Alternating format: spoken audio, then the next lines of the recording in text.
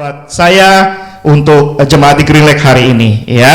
Nah, hari ini saya beri judul dari ibadah di Green Lake adalah ia telah melakukan apa yang dapat dilakukannya, ya. Kalau saudara perhatikan di sini kata i-nya itu kecil, gitu ya. Berarti saya bukan mengarahkan kepada atau bukan memfokuskan kepada Tuhan Yesus, tapi ada seorang pribadi atau karakter yang sama-sama hari ini kita mau belajar, yang saya sendiri sangat terkesan, gitu ya, dengan apa yang sudah dilakukan oleh seorang pribadi ini, ya. Nanti sama-sama kita akan belajar lebih dalam. Pribadi ini bernama Maria, ya, seorang perempuan yang bernama Maria, ya, di mana saat itu dia mengurapi kepala Tuhan Yesus dan tubuh Tuhan Yesus, ya. Oke, nah boleh kita ke slide berikutnya. Sebelum kita lanjut lebih dalam, tentunya lebih afdol, ya, atau lebih enak, gitu ya. Pagi-pagi kita sudah sarapan, kita juga makan sarapan firman Tuhan, ya. Kelihatan ya, kebaca ya. Saya agak kecil gitu ya. Nah, kita akan hari ini firman Tuhan ini, renungan kita akan diambil dari Markus 14 ayat 3 sampai 9, ya. Nah, kita akan baca sama-sama. Saya akan baca ayat ganjil, saudara baca ayat genap, dan seterusnya sampai ayat terakhir, ayat 9 kita akan baca bersama-sama. Oke, boleh? Oke. Demikian firman Tuhan. Perikop ini berjudul Yesus diurapi, ya. Ayat 3. Ketika Yesus berada di Betania, di rumah Simon si kusta, ya, saya garis bawahi, di rumah Simon si kusta. Nanti saya akan membahas yang di garis bawah itu, ya, lebih lanjut. Di rumah Simon si kusta dan sedang duduk makan, lagi bareng makan nih sama si kusta Simon itu. Datanglah seorang perempuan membawa buli-buli pualam berisi minyak narwastu murni yang mahal harganya. Setelah dipecahkannya leher buli-buli itu, dicurahkannya minyak itu ke atas kepala Yesus. Oke, ayat 4 silakan saudara.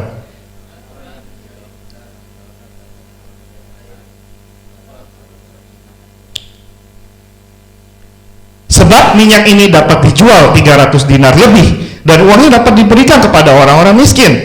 Lalu mereka memarahi perempuan itu. Ayat 6 silakan.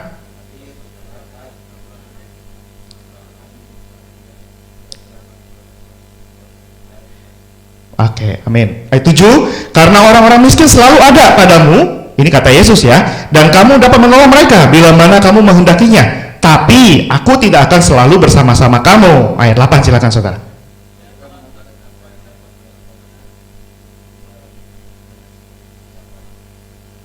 Nah, dan ayat 9, aku berkata kepadamu, sesungguhnya di mana saja Injil diberitakan di seluruh dunia, apa yang dilakukannya ini akan disebut juga untuk mengingat dia. Nah saudara, dari perikop ini, saudara, sebelum perikop ini kita lihat ayat 1 dan 2-nya itu adalah persiapan Yesus tuh lagi siap-siap pengen dikejar-kejar tuh sama ahli-ahli Taurat, sama imam besar, gitu ya. Yesus udah mau ditangkap, gitu ya. Nah sebelum Yesus ketangkap, Yesus, dari singkat cerita ini, Yesus makanlah bareng sama orang-orang yang seperti Simon, ya, si kusta, ya, dan datanglah seorang perempuan, dan selanjutnya perempuan itu mengurapi Tuhan. Yesus yang diurapi, bukan Yesus yang mengurapi, ya, kuncinya itu. Nah saudara, hari ini renungan apa yang kita mau belajar dari perikop ini, ya? Ada 5 hal, ya. Saya dapat 30 menit, ya, sekarang udah 8:40, tapi nggak apa-apa, kita berjalan aja, ya. Ada 5 hal, 5 hal tentang cinta, ya, cinta, ya, cinta seorang Yesus, cinta seorang awam seperti kita, cinta seorang karakter seperti Maria yang kita akan belajar hari ini. Oke, boleh ke slide berikutnya. Nah, yang pertama, cinta yang pertama adalah cinta Yesus untuk semua orang, ya. Ini kalau kita baca dari Markus 2 ayat 13 dan Markus 10 ayat 40, itu berbicara tentang Yesus ketemu dengan orang-orang Lewi pemungut cukai, ya. Lewi si pemungut cukai, dan juga di Markus 1 ayat 40 adalah dia bertemu dengan orang sakit, yaitu si Simon, ya, yang disembuhkan sebagai seorang penderita kusta. Nah, saudara, Bapak Ibu saudara yang saya kasihi, di sini kita lihat Yesus di sini datang buat semua orang tanpa terbatas, tanpa melihat karakter, suku, ras, bahasa, dan lain-lain, ya. Dia datang untuk semua orang berdosa, ya, tanda kutip semua orang, ya, semua orang tanpa terkecuali. Contohnya adalah 2 orang ini, pemungut cukai, orang berdosa, dan yang sakit kusta. Orang-orang berdosa banyak pada saat itu, ya. Nah, jadi Yesus, kalau ketemu, cinta Yesus itu tanpa batas, ya, dalam arti dia mencintai semua orang, gitu ya. Nah, terlepas dari kejadian ini, kedua kejadian ini, si Lewi pemungut cukai dan penderita kusta ini, kita dapat lihat Yesus itu bertemu orang di sekitarnya, melakukan setiap pelayanan dan misi-misinya gitu ya, tanpa berhenti ya. Tapi di satu sisi Bapak Ibu ya, tindakan Yesus, apa yang dilakukan Yesus, banyak menerima kritisi ya, banyak terima komplainan ya. Kalau baca renungan dari hari 60 sampai 63 ini banyak nih, semua orang-orang ahli Taurat, imam besar ya, mempertanyakan Yesus terus gitu, mengkritis apa yang Yesus lakukan, membubarkan penjualan di pasar-pasar ya, menyembuhkan orang sakit ya. Tindakan-tindakan Yesus ini banyak kritisisasi betul ya. Nah, tapi saudara, satu hal yang mesti kita coba renungkan, pernah nggak sih saudara alamin sendiri gitu ya, kita sebagai anak Tuhan disorot nggak di luar sana ya? Kalau saya lihat anak-anak Tuhan ini, menurut saya ya, bahkan lebih tenar atau lebih disorot daripada para selebriti atau para penganut agama lain gitu ya. Kalau ada orang Kristen yang lagi melakukan misi atau melakukan pelayanan kasih, itu banyak penilainya, banyak judgementnya di luar sana gitu ya.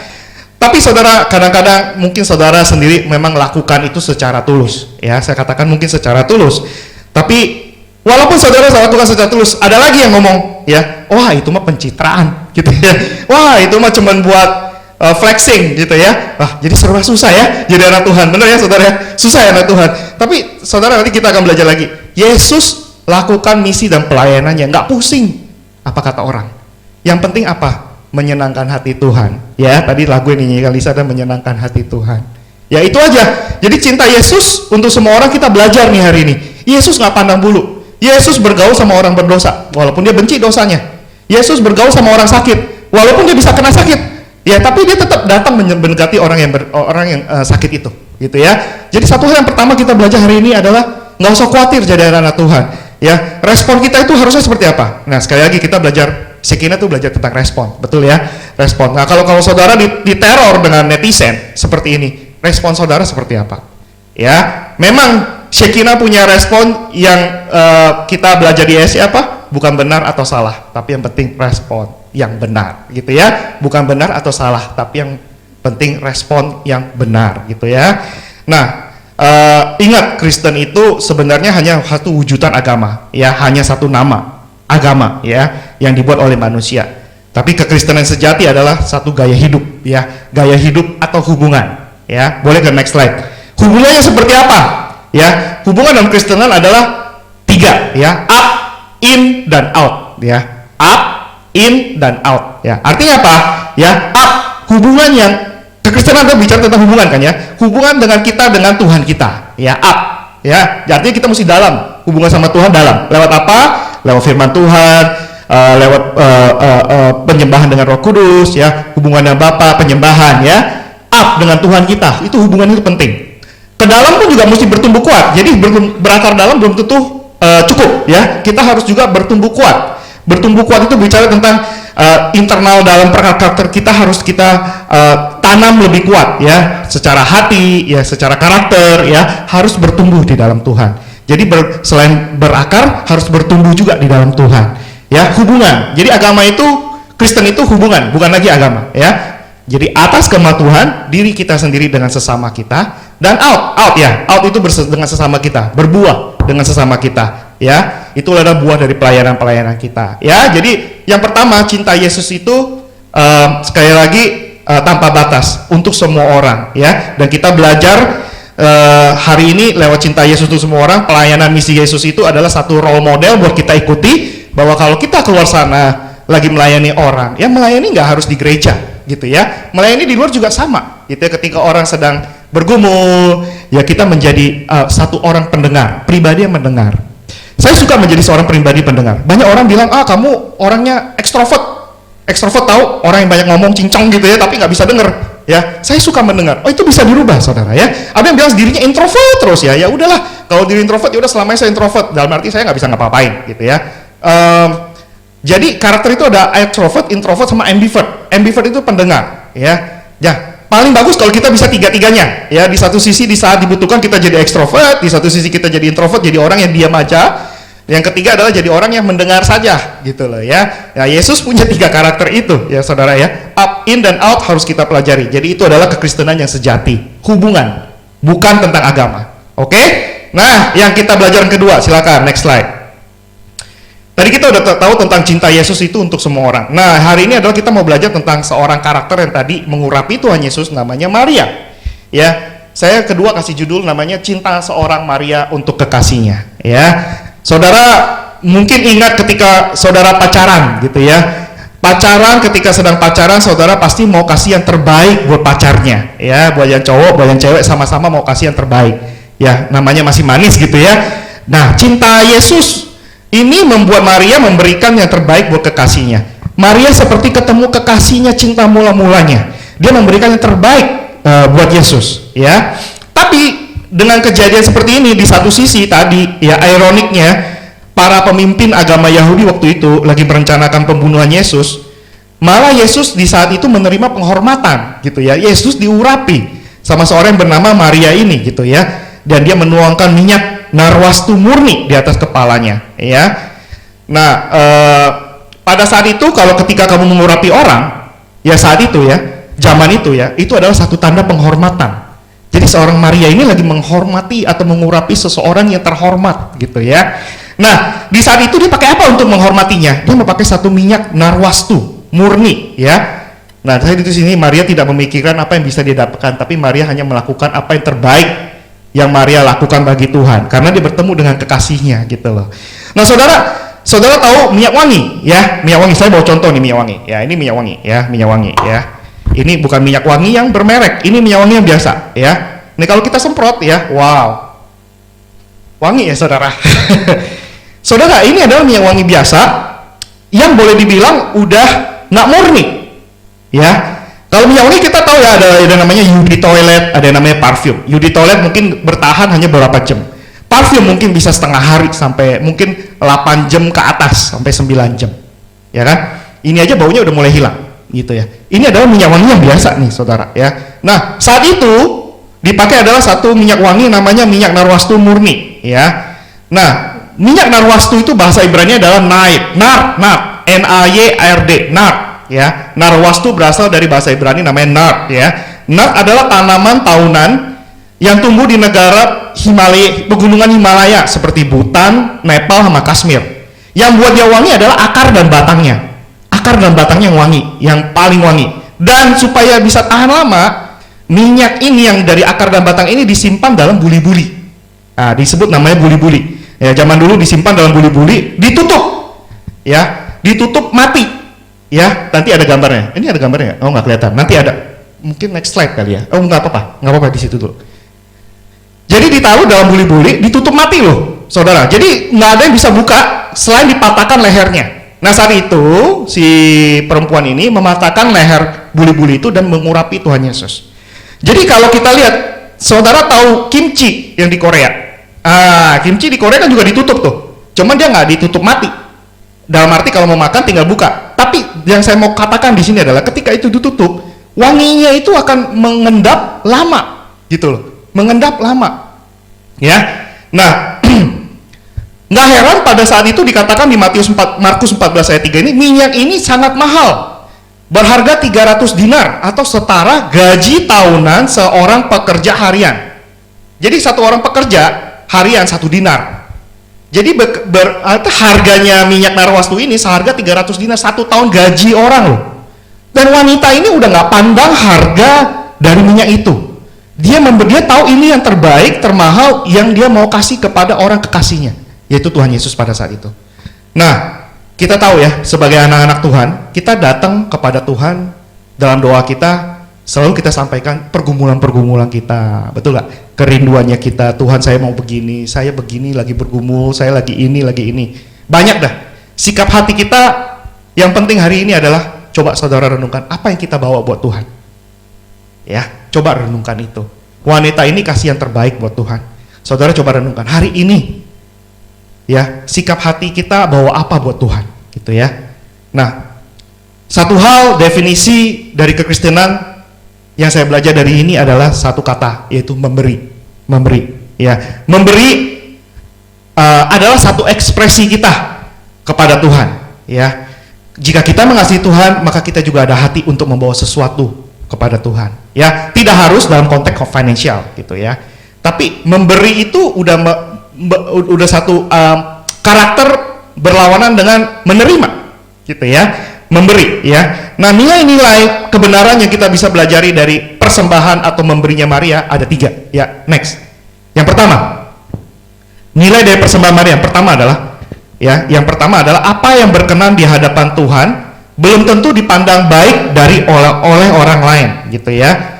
Saudara, waktu pertama tadi baca Markus 14 ayat 3 dikatakan begini, persembahan Maria dianggap sebagai bodoh atau boros oleh orang-orang di sekitarnya. Tapi Yesus menerima perbuatannya. Ya, seberapa banyak dari kita kalau kita lagi melakukan sesuatu memberi buat dalam pelayanan, ya. Ada orang bilang, "Aduh, ngapain buang waktu pagi-pagi bangun buat pelayanan, hari Minggu istirahat. Hari Minggu hari keluarga," gitu ya. Ya kan, ada juga yang mungkin mau beri persembahan yang cukup banyak atau dari dia merasakan ini adalah uang Tuhan, terus dia bilang, "Aduh, ngapain, lu pakai aja buat jalan-jalan holiday," gitu. Ya, atau buat kesenangan pribadi. Nah, itu bagi orang beda. Bagi Maria, apa yang berkenan di hadapan Tuhan belum tentu dipandang baik oleh orang lain. Ya, dia nggak pusing. Orang lain mungkin pikir itu bodoh, itu boros, itu nggak berguna gitu ya. Tapi ukuran yang dipakai oleh Maria bukan berbicara tentang untung dan rugi, tapi tentang apa yang berkenan di hadapan Tuhan. Ya, ketulusannya itu berkenan di hadapan Tuhan. Ya, ketulusan dia mungkin nggak diterima sama orang lain, tapi yang menilai hatinya kan Tuhan. Gitu. Ya. Nah, yang kedua, apa yang kita belajar dari persembahannya si Maria? Kedua, dia melakukan apa yang dapat dia lakukan. Ya. Nah, kalau kadang-kadang kita lihat yang kita lakukan bukan berarti harus dalam bentuk kuantitas, dalam arti jumlah yang besar, tapi juga bisa dalam bentuk yang kualitas. Ya, itu yang kita punya di Shekinah, nilai Shekinah, kualitas. Ya, nggak harus kamu memberikan segala sesuatu dalam bentuk kuantitas. Kualitas dalam arti kalau kita berikan pujian kita yang terbaik, kita dalam memberikan pelayanan kita yang terbaik. Kualitas dan diberikan oleh Maria adalah kualitas, minyak yang terbaik, minyak narwastu 300 dinar. Nah, Tuhan menghargai persembahan satu orang janda miskin. Kalau kita baca renungan hari ini, Tuhan juga menghargai seorang persembahan janda ini yang memberikan 2 peser, 1 duit ya. Itu adalah uang yang dia miliki gitu ya. Itu yang terbaik yang dia miliki ya. Dia memberi dari yang dia punya, yang dia miliki, dibanding dengan orang-orang kaya memberi dari yang kelimpahan. Dia memberi dari dia kekurangan, memberi yang dia punya, yang terbaik yang dia punya. Sama dengan persembahan Maria, dia mengurapi Yesus dengan minyak narwastu yang mahal, yang satu ukuran yang sudah terbaik bagi Maria. Oke.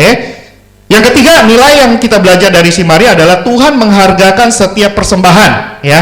Tuhan menghargakan setiap persembahan. Tuhan senang melihat hati orang yang mengasihi dia, ya, dengan tulus, dengan murni, nggak ada unsur motivasi di belakangnya, gitu ya, untuk bisa dilihat orang, gitu ya, untuk apa? Untuk bisa dilihat Tuhan juga. Tuhan nggak usah lihat, Tuhan udah tahu, gitu ya. Nah, hal sederhana yang dapat Tuhan jadikan momentum, hal-hal sederhana yang dilakukan Maria, Tuhan jadikan momentum yang sangat besar. Di situ dikatakan Tuhan, dalam konteks Maria ini dikatakan Tuhan nggak kembaliin, dalam ceritanya Tuhan nggak kembaliin minyak narwastunya kembali ke Maria berkali-kali lipat, tidak. Tuhan cuma bilang begini, apa yang kamu lakukan, ya, Injil akan diberitakan, perbuatannya juga akan diberitakan. Bahkan sampai hari ini apa yang dilakukan Maria bahkan menginspirasi orang banyak, gitu ya. Saudara, kalau saudara sekarang coba saudara visualisasi, ya, saudara ada di sana lagi lihat Maria mengurapi Yesus, ya. Pendapat apa yang saudara keluar saat itu? Nah, itu akan jadi satu introspeksi buat diri saudara. Saudara visualisasi ini, saudara lagi di situ ada Simon, situ ada Maria lagi mengurapi Yesus. Saudara, pandangan saudara seperti apa saat itu? Apakah saudara bilang, wah, ini orang boros, gitu ya? Ataukah saudara akan bilang, wah, dia sudah beri yang terbaik? Nah, itu akan menilai hidup saudara hari ini, seberapa saudara mengasihi Tuhan. Itu aja, segampang itu. Ada 2 karakter, ya, satu karakter orang yang menilai bahwa ini pemborosan, gitu ya, ini bodoh, gitu ya. Satu orang lagi menilai, wah, ini yang terbaik nih, saya harus seperti dia, gitu loh. Nah, ini pilihan saudara. Hari ini saya cuma kasih satu pertanyaan, gitu ya, untuk saudara pikirkan ketika saudara kembali, saudara renungkan, saya di mana ya hari ini ya? Jika saudara masih merasa saya di satu sisi, saudara mungkin mau koreksi, silakan.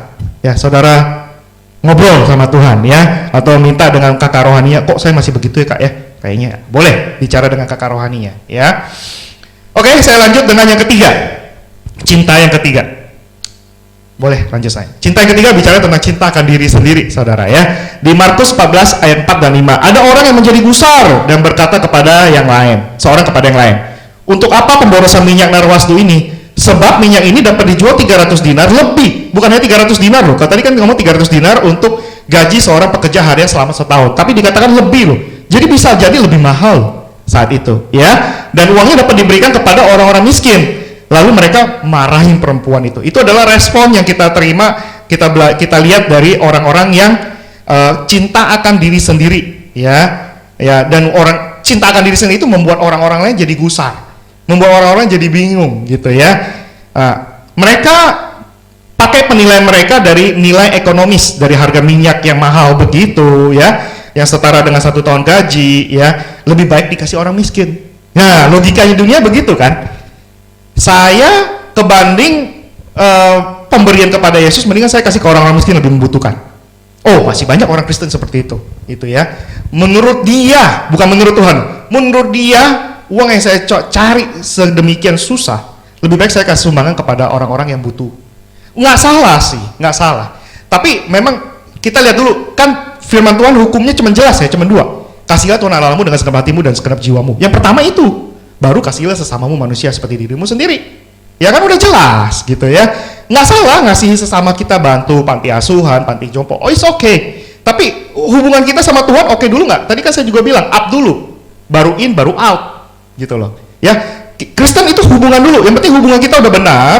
Lu mau kasih ke panti asuhan, panti jompo, udah nggak pusing, udah pasti kasih, tapi sama Tuhannya dulu bener gitu loh. Jadi ketika kita melakukan pelayanan kita udah jelas motivasinya ya. Nah, kalau orang ini, ciri-ciri orang yang gusar ini, ciri-ciri orang diri sendiri, coba introspeksi. Pasti saya juga mungkin masih masuk ke dalam kategori ini adalah ciri-ciri orang yang gusar dan cinta akan diri sendiri ya, suka gelisah, suka marah ya, cemburu sama orang lain ya, sama usaha orang lain, sama kerjaan orang lain, sama gaji orang lain ya, atau merasa pemborosan gitu ya, aduh pemborosan gitu ya, atau mahal, apa-apa jadi mahal gitu ya, hitung-hitungan gitu ya, buang waktu sia-sia. Nah, ini yang banyak terjadi pada orang-orang yang karakternya cinta akan diri sendiri ya. Kalau kita ada di kategori itu, yuk kita perbaiki ya. Hari ini kita belajar untuk belajar seperti Maria. Nah, oke. Kita lanjut, kita masuk keempat. Keempat adalah cinta Yesus yang sejati ya. Markus 14 ayat 6 bilang, Yesus berkata, biarkanlah dia. Mengapa kamu menyusahkan dia? Ia telah melakukan suatu perbuatan yang baik padaku. Nah, coba kalau kita lihat saat itu, Yesus ngomong seperti ini ya. Biarin dia.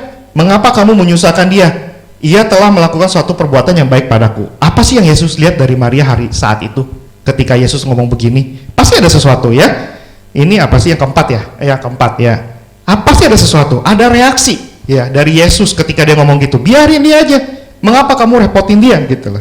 Ada sikap Yesus di sini yang saya belajar adalah Yesus lagi setuju dengan sikap pembelaan kepada si Maria bahwa perempuan ini benar. Si Maria benar, udah benar buat saya ya. Apalagi kita tahu sesudah itu Yesus akan sudah lewati masa-masa akhirnya gitu ya. Yesus melihat segala sesuatu yang dilakukan perempuan itu bukan hanya dengan minyak yang mahal, tapi Yesus melihat ke hati ya. Yesus lagi lihat hati perempuan itu ya. Nah, jadi sikap Yesus ini beda sama orang-orang yang di sekitarnya yang pada saat itu lagi kesel, marah gitu ya. Tapi Yesus saat itu malah membela perempuan itu karena Yesus ini bukan yang dilihat manusia, yang dilihat Allah ya. Manusia melihat apa yang di depan mata, tapi Yesus lagi melihat hati. Jadi hari-hari ini saudara, ketika kita lagi pelayanan lagi bekerja gitu, lagi berusaha, lagi melayani gitu, lagi berdoa, kita udah tahu gitu loh. Tuhan bisa, orang manusia mungkin lihatnya wih keren banget, tapi Tuhan mungkin langsung lihat hati kamu. Wah, ini nggak tulus, ini nggak murni. Tuhan langsung lihat. Ya, hati itu sing bahasa Mandarin sing ya. Dalam Mandarin ada 3, Yao Sing, Yung Sing, sama cengsing. Ya, yosing artinya punya hati. Ya, yungsing pakai hati. Ya, kita udah punya hati, kita kerjain punya hati nih, tapi nggak pakai hati. Dan yang ketiga adalah cengsin, sepenuh hati. Itu pelajaran Chinese tuh dalam loh. Ya, punya hati, pakai hati, dan sepenuh hati. Ya, ini kita bisa pakai dalam pekerjaan kita. Kalau kita punya hati dalam kerjaan ini, passionnya saya kerjain oke. Tapi kita nggak punya hati kerjanya, dalam arti setengah hati. Nah, yang terakhir kita kalau kerjaan benar-benar harus sepenuh hati. Ya, kalau Bapak Ibu Saudara lakukan itu maksimal dalam itu, wah Tuhan pasti promosikan luar biasa. Ya. Nah, oke, bukan yang dilihat manusia dilihat Allah, manusia lihat apa yang di depan mata, tapi Tuhan melihat hati. Hati-hati ya saudara. Jadi hati-hati ketika kita merasa kita udah paling benar, yang dilihat manusia benar, tapi menurut Tuhan belum tentu benar. Ya, jadi Tuhan melihat hati. Oke, yang terakhir. Ya, oke nih, pas nih, nggak panjang-panjang nih saya. Yang terakhir, cinta sejati lewat perbuatan. Ya, di ayat 9 dikatakan begini, aku berkata kepadamu, sesungguhnya di mana saja Injil diberitakan di seluruh dunia, apa yang dilakukannya ini akan disebut juga untuk mengingat dia. Ya, jadi semua cinta sejati adalah lewat perbuatan. Ya, Yesus kembali mengingatkan akan akhir hidupnya, sebab pada saat itu murid-murid dan orang sekitarnya itu lupa. Tapi perbuatan perempuan ini, dari perempuan ini, Yesus mengingatkannya kembali gitu ya. Yesus di Alkitab kita tahu ya, banyak sekali mengingatkan akan hidupnya akan selesai. Dia banyak loh cerita di Alkitab. Sebentar lagi saya sebentar lagi saya akan meninggal. Bukan meninggal sih, kalau meninggal bahasa sekarang.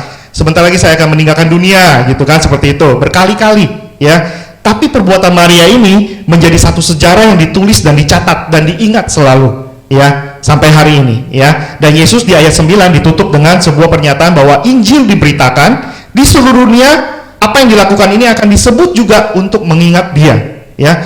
Jadi perbuatan ini mungkin kelihatannya kecil gitu ya, tapi perbuatan ini akan selalu diingat gitu ya, oleh banyak orang dan oleh orang-orang sampai hari ini gitu ya. Hal-hal kecil yang kita lakukan buat Tuhan Yesus ya, jangan dipikir wah nggak berarti. Kadang-kadang ya dalam pelayanan membersihkan toilet aja itu bisa berarti banget gitu loh. Itu hal-hal kecil gitu ya. Tapi sekali lagi tadi saya bilang yosin, yungsin, cengsing gitu ya. Misi cinta kita satu adalah perbuatan itu adalah memberitakan Injil dan mengingatkan bahwa kita juga harus melakukan pemberitaan Injil dan melakukan seperti apa yang perempuan itu lakukan ya. Ini adalah misi kita, sama-sama hari ini kita komit.